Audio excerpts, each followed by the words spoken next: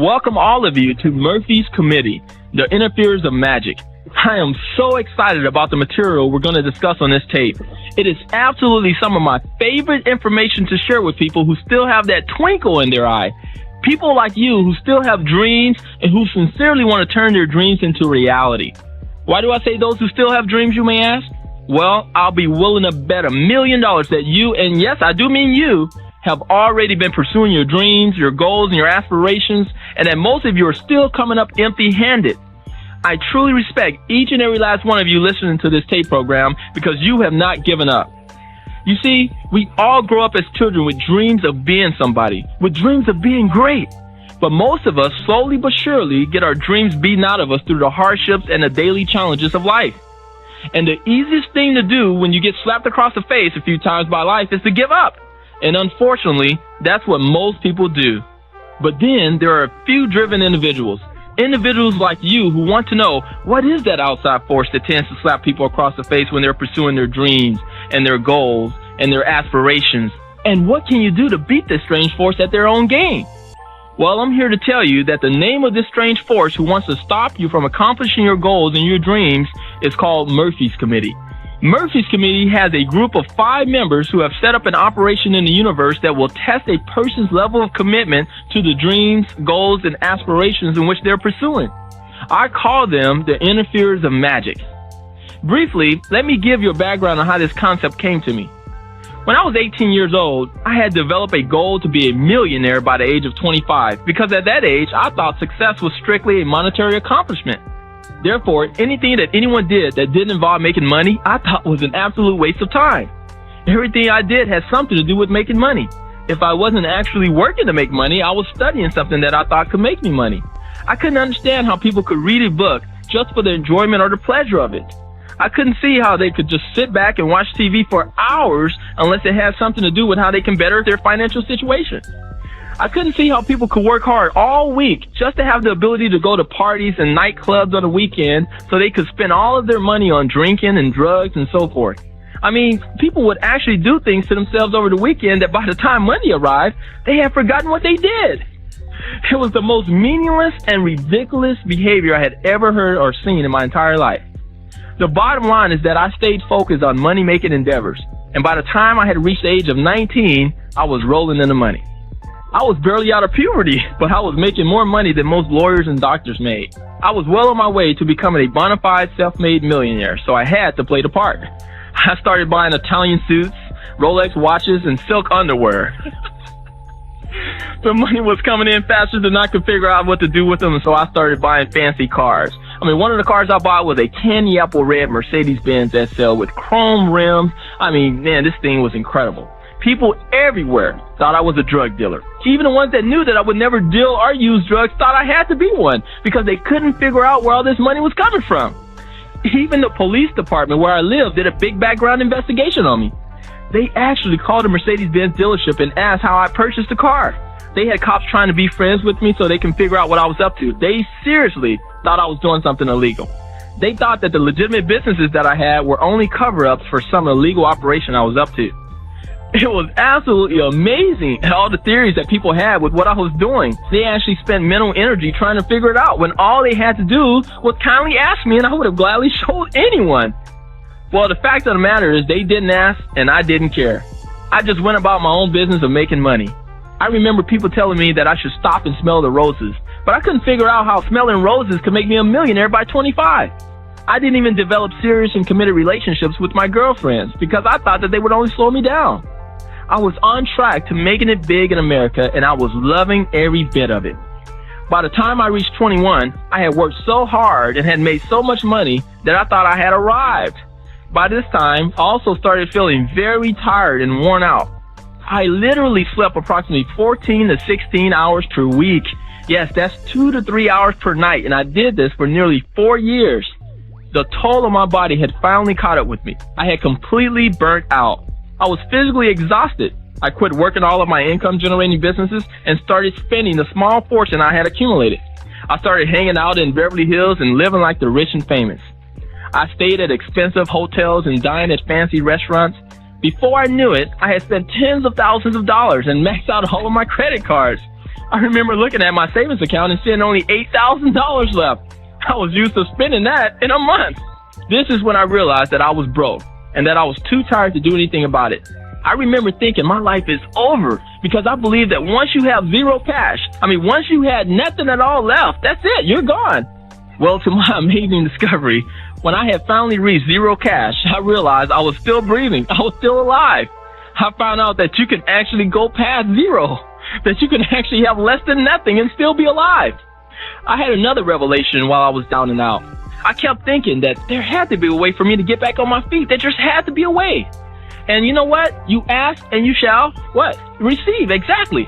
Well, I asked, and about 75 days later, I received the answer. I went outside one morning and I discovered my cars were gone. You see, the lesson I learned was that missing 2 car payments would get you back on your feet because now I had to get good at walking. My bills were piling up, creditors were calling daily, some were even knocking on my door. I eventually had to move back home with my mom. I got terribly out of shape and I didn't shave for months. I stayed in a low down and depressed state for about 8 months. I couldn't believe what had happened. The excellent credit in which I had deliberately developed was destroyed. All of the fancy cars, expensive jewelry, Italian suits, and portable phones, the $3,000 to $5,000 in cash that I always carried, foolishly by the way, in my glove compartment was all gone. The house I was to buy at 22 was now just a memory. What had happened? I thought, why did this happen to me? I was a 100% legitimate young man doing my best to make it in America. I went to college for 4 years like I was told to. I got good grades. I didn't drink. I didn't smoke. I didn't do drugs. I didn't even drink coffee. All I wanted to do was show people that it's possible to achieve their dreams if they only followed the recipe of going to school, getting good grades, working hard at a job or jobs, and being committed to their work. How could this have happened? I stayed in this condition for 8 months trying to figure it out, and I had to come up with some sort of explanation just to keep my sanity. I remember one night I was listening to a tape by Les Brown, and I remember him saying that the messengers of misery paid him a visit on several occasions while he was pursuing his dreams. He was relating this to Murphy's Law, which states that whatever could go wrong probably will. During this time, I also came across a book written by a guy named Scott Alexander named Rhinoceros Success. It has some interesting principles and analogies. It talked about how some people are like cows and some are like rhinos. Since Scott first published his book back in 1980, many other marketing companies use this analogy for illustrating certain points to their sales force. Anyway, it was during this time that I created Murphy's Committee. I combined what I had heard from Les Brown and what I had read from Scott Alexander and called the entire concept Murphy's Committee. Now, I understand that Murphy's Committee is an imaginary committee created by me in my own mind as a way to understand and deal with what was happening to me at that particular stage of my life. And it has been instrumental in dealing with all the challenges which has come my way since then. And over the years, I've also shared this concept with people who've been facing some difficulties and some challenges in their lives, and they said it was very helpful for them. You see, anything that you want to accomplish that's of any significant magnitude can only be found on the other side of the jungle. It's obvious that the jungle is not the safest place to be. In order to survive the dangers of the jungle, you have to be in a peak mental and physical condition. You must have thick skin, a strong heart, and a charging spirit. These are some of the characteristics of a rhinoceros. You see, rhinos have thick skin, about 2 to 3 inches worth, so that all the gnats and the bugs and even the occasional arrows won't kill them. It bounces right off and they just keep charging through the jungle. They are rarely bothered by other creatures in the jungle, and they rarely bother any of the other creatures themselves. Overall, they're peaceful creatures who are very focused on what they want. However, if you get in their way, watch out. You have 2 to 3 tons of pure rhino charging at you head down with a horn that it will stick in various dark places in your body. Ouch! You see, I believe that we're all born with the rhino spirit, but most of us are trained to be cows. Cows are passive creatures who graze through the pastures, accepting whatever comes their way. Cows don't believe that they can take control of their life and create their destiny. They are what I call volunteer victims of the. They voluntarily give up their freedom for a mediocre existence. I mean, if you give a cow a regular income, some medical benefits, a couple of weeks per year of paid vacations, throw in a life insurance policy and promise them a pension that's going to pay them 30% of what wasn't enough in the first place, and a cow would give you their life for it. Cows try their best to live a risk-free existence in the pastures. If it's easy, they want it. If it's comfortable, they'll take it. If it's normal and traditional, they're open to it. And if all the other cows are doing it, then it must be the right thing to do. They have been conveniently programmed to believe that they don't have a choice on how their life turns out. They just do what the system tells them they must do in order to be successful. For example, they are told to go to school, get a good education, so that way they can get their good job with a big and stable company. While at this job, all they have to do is work hard, be loyal and industrious, and after 20 or 30 years, they'll find themselves in upper management positions with stock options. And by the time they retire, they're told that they'll be set for life. You'll have a great pension and Social Security. Oh, security. They love that word. And they'll have a wad that's big enough to choke a horse. Well, what usually happens is this. They get up in the morning to fight traffic while going to work. Then they work all day while constantly watching the clock. Then they fight traffic on the way back home from work. They eat a little dinner, they watch TV, they take a shower, and they go to bed so they can repeat the same thing over the next day. They spend their whole week looking forward to the 2 days they have off. Then they complain because they have more months left at the end of the money. Family vacations consist of driving to the nearest campsite for the weekend. Or if they happen to fly to another city, they stay in cheap hotels and justify by saying, well, we're not going to spend much time here anyway, so let's just go ahead and stay in this cheap place. Everything cows do consists of tight budgets, and they constantly worry about not being able to pay their rent for occupying their space on the cow pasture. Now, don't get me wrong. Even young rhinos in training occasionally may feel the same way, but they keep charging and they keep creating. You see, cows don't believe in creation. They believe in competition. They are constantly looking at the other cows to see if their grass is greener. Well, by the time they reach the point that they're supposed to retire, and the system tells them right around 65 years of age, they usually say something like this. Moo. The bottom line is this. They get the feeling that they've been had, but they still can't figure out what happened. They think of all the things they wanted to do, but never got a chance to do, and they wonder what their life would have been like if only they had done this, or if only they had done that. By this time, they realize that they are headed for the slaughterhouse. Cows live the most depressing lives that exist on our planet. And what's even more depressing than that is that they make up a majority of our population, at least 90%. Rhinos, on the other hand, believe in excitement and adventure. They thrive on the dynamic energy and challenges that exist only in the jungle. They couldn't handle the passivity and the mediocrity of the cow pastures. There's nothing there but grass and manure. Rhinos realize that on one side of the jungle is the cow pastures, and on the other side is the land of paradise. And all of their high aspirations, their goals, their desires are found on the side of where the land of paradise exists. Rhinos realize that there's danger in the jungle. They know that reaching the other side will not be easy, but easy is not an option for them, because if success was easy, guess what? It wouldn't be success. It would be mediocrity. You see, it's easy to be broke, poor, miserable, unhappy, and overweight.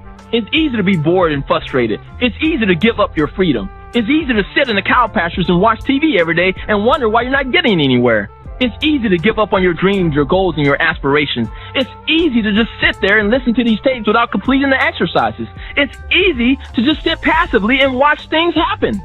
Rhinos don't sit back and watch things happen. They make things happen. They don't wait for their circumstances they want. They create the circumstances they want.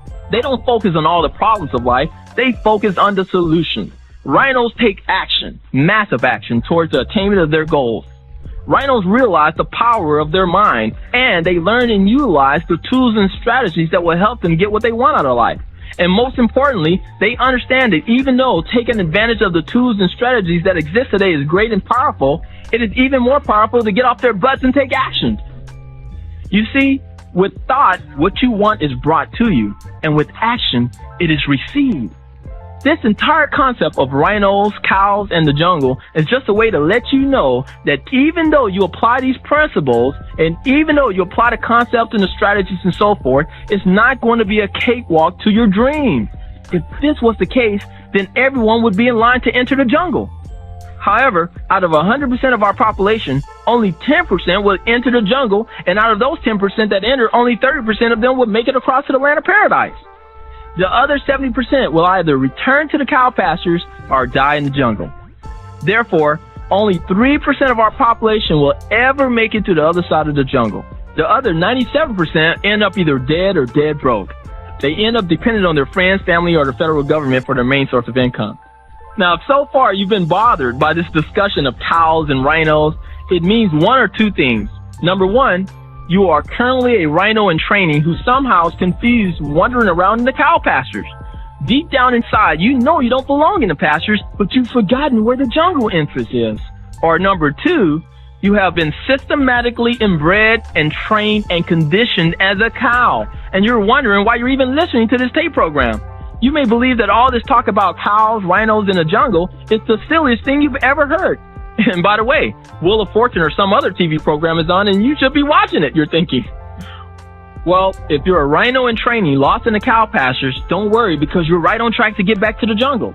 You are most likely the one who either completed all of the exercises contained in the Creating Magic series or you already think you know it all. Well, if you didn't complete the exercises because you think you know it all, that is probably the main reason why you're not accomplishing your dreams. That is probably the main reason why you find yourself lost in the cow pastures. That is probably the main reason why you're kind of lost and thinking, good grief, where am I? I'm not supposed to be here. If you feel that you're a conditioned cow, don't feel too bad because at least you're still listening. That's a good sign. It means your rhino spirit is being released. And the more you listen to these tapes, and the more you listen to other tapes on personal empowerment and read books and go to seminars and so forth, the more your power is going to be released. The more of that genie that lies within you is going to be released and it's going to be revealed right there in front of you. The key point to remember is what I said earlier in this tape.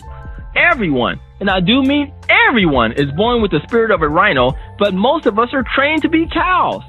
I say this because we all came here with an incredible drive. After all, we won our first race. Let me explain.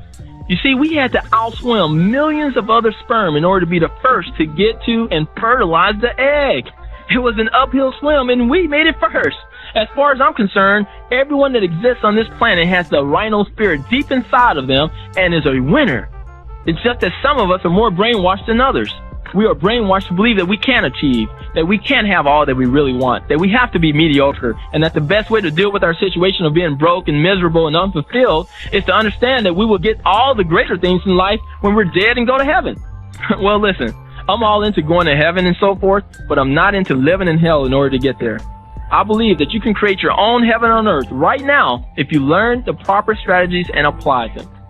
You have the power to create magic in all areas of your life. And like I said before, you can create a heaven on earth right now if you decide to, or you can create a hell on earth right now if you decide to. The choice is yours.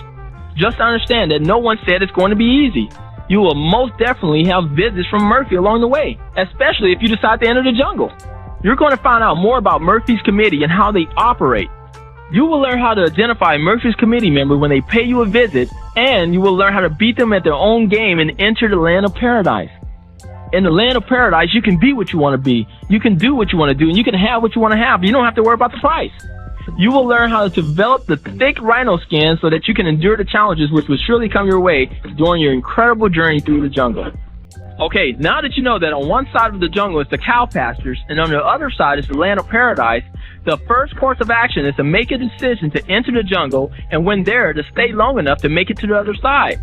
You understand that we're all born with the rhino spirit, but most of us have been trained to be cows. We talked about the fact that only 10% of our entire population will even decide to enter the jungle, and only 3% of our population will actually make it across. Okay, where does Murphy's Committee come into play?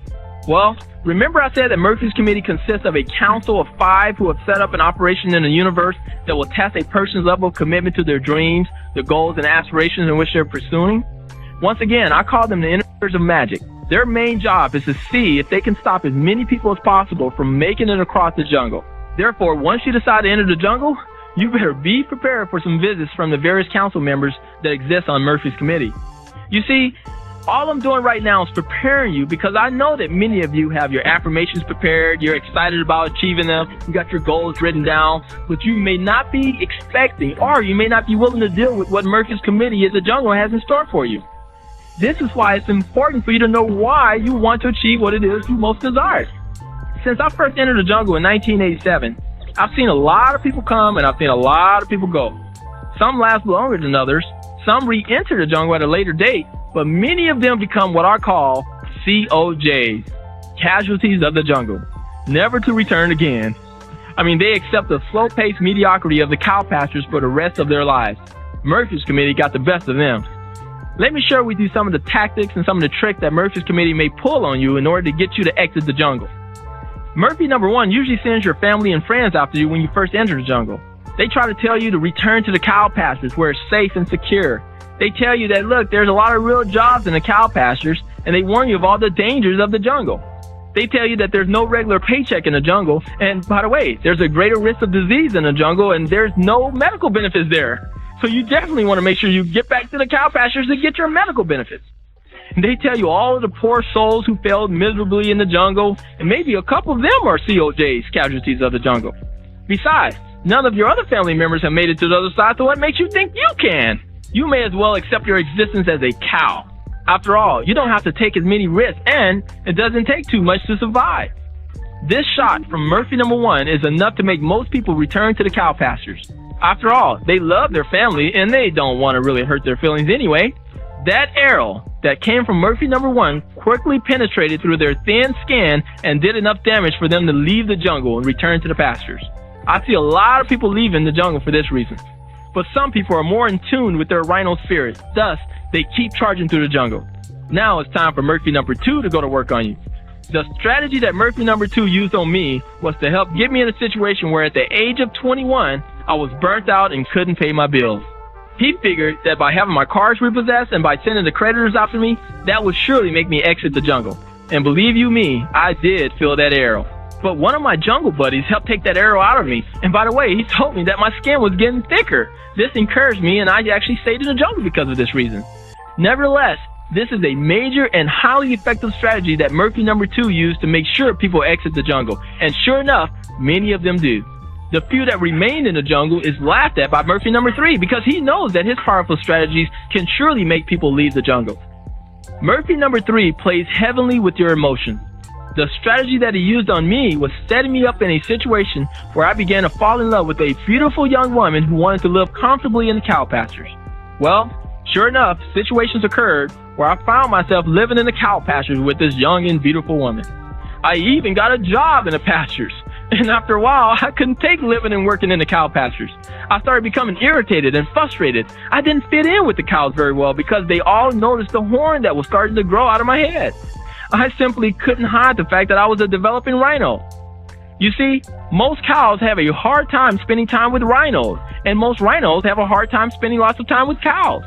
Rhinos are constantly talking about positive things, about their dreams and their goals, about their jungle adventures, and about the possibility of bringing their newfound cow companion in the jungle with them so they can make it on the other side together.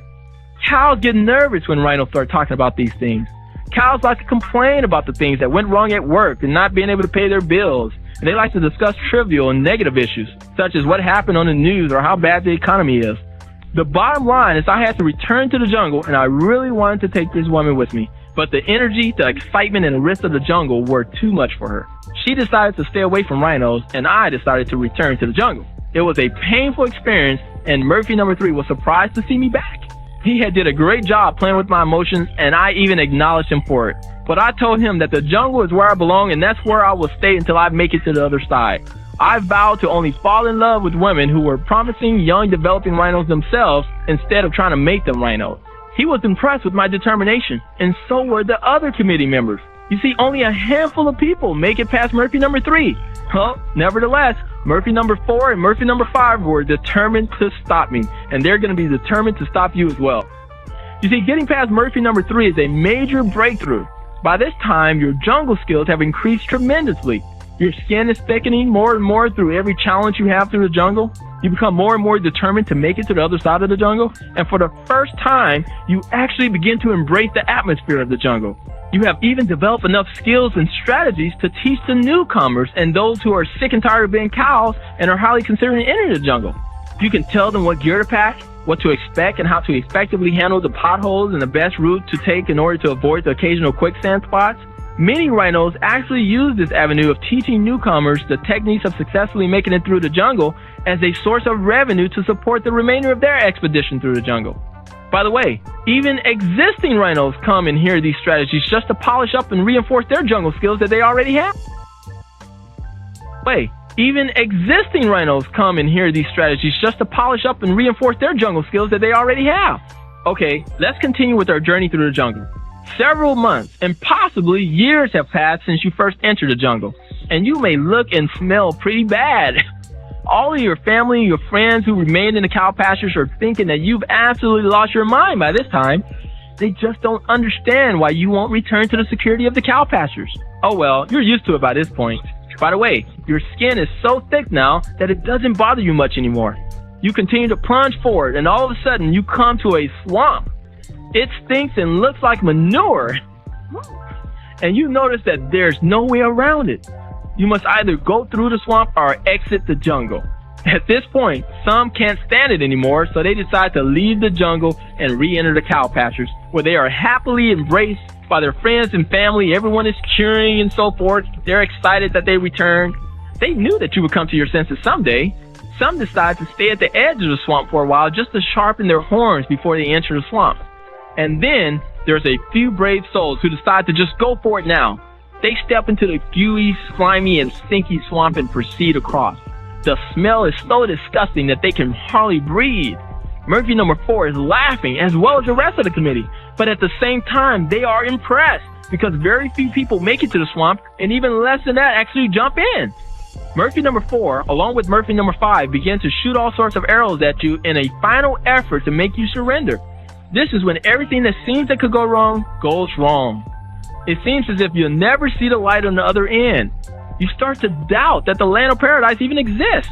Maybe someone close to you dies, or you get divorced after 5, 10, or 15 years of marriage, or you're forced to file bankruptcy, or your house is foreclosed on, or the IRS audits you and takes everything you own, or there's all kinds of things that could happen. Everything that seems that could possibly go wrong probably will. The important point to understand is that this is when you're closest to your goal. I know this is sometimes hard to believe, but believe me, it's true. Just ask any successful rhino and they will surely tell you so. You simply have to understand that Murphy number 5 and Murphy number 4 are making a final effort to stop you. If you persist during this stage, you have it made, because pretty soon they will get tired of messing with you. They'll say something like, hey, you see this guy Jerry? Or just substitute your name for my name. You see this guy Jerry? He's still going. He doesn't seem to understand that you can't get by. I tell you what, he's no more fun. We've been messing with him for months. Actually, we've been messing with him for years. And it just doesn't seem like he's going to get it. So why don't we just go ahead and let him go by, and we'll go ahead and pick on somebody else. All of a sudden, you find yourself in crystal clear light blue water walking towards the beach. It's the most incredible day you've ever seen, with the sun gently bouncing off your now clean rhino skin. The most beautiful woman, just substituted for handsome man for you ladies, greets you, kisses you, and escorts you to your AMG Mercedes-Benz super stretched limousine with personal chauffeur who greets you by name. As you drive down the freeway in the back of your limo sipping a cool glass of Evian water, you pass a few cows. You look at their disgusting face and the sad looks that's coming from them. Occasionally, one would glance at the limo and you read their lips as they say, "Lucky folks." The chauffeur finally stops on top of a hill at a security gate and electronically opens it. You drive past a beautiful 7-foot water fountain in the center of the driveway. The chauffeur parks the limo in the garage and you get out and proceed to the elevator. As the elevator opens to the main entrance of the estate, you step onto a all-black marble floor. One of your maids hands you a cup of cappuccino and you walk over to the living room where you have a majestic view of the city and ocean. A tear drops down your cheek as you think of where you have been and where you are now. The phone rings, and it's for you. It's an old friend who had the chance to enter the jungle when you did, but told you that you were crazy and that you'll never make it.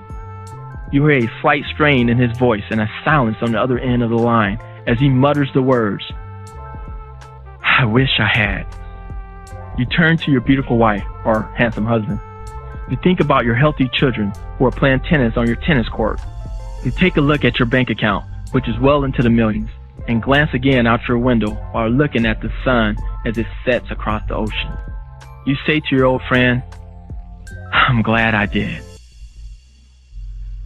You see, the moral to this story and this whole concept of Murphy's Committee is this: accomplishing your dreams and goals will not be easy, but it will be worth it. There will be many times when you just want to quit and give up. Those are the times when you must keep pressing forward. Sooner or later, Murphy's Committee will get tired of beating you. But until that time comes, you had better have some compelling reasons why you're in the jungle. Because if you don't, then I can guarantee you that you won't make it. You will inevitably be an indistinguishable part of that 97% of our population that retired dead or dead broke. Let me go ahead and give you a jungle survival tip. If you're getting chased by a bear when you first enter the jungle, because since you don't have your rhino horn, you may get chased by a few bears initially, the key is this. Don't quit when you get tired. Quit when the bear gets tired. Don't stop and try to negotiate a deal with the bear. It will eat you alive. The point is this. Bears don't negotiate. This is the same with the success that you want to achieve. You have to pay full price, and you have to pay the price in advance.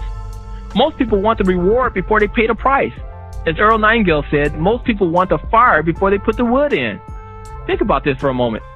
If you walked into a bank and said, I have $100,000 and I want to deposit it into your bank, but before I do so, I want you to pay me interest on it for 1 year in advance. The banker would most likely call a mental institution to come and have you checked out. Get over the idea of getting something for nothing. Only cows think this way. I once heard that in life you win some, you lose some, and some get rained out, but you have to suit up for them all. You see, achieving your goals is like playing a football game.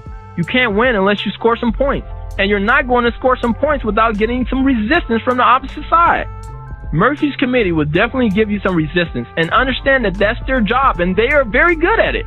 However, if you understand the laws of the mind and the concept of Murphy's Committee, you will not be too disturbed by the appearance of ultimate defeat. Instead, you will rejoice and hold the vision of what it is you want, because you will also give thanks in advance that you have already accomplished it. Henry J. Kaiser said that problems are only opportunities in work clothes.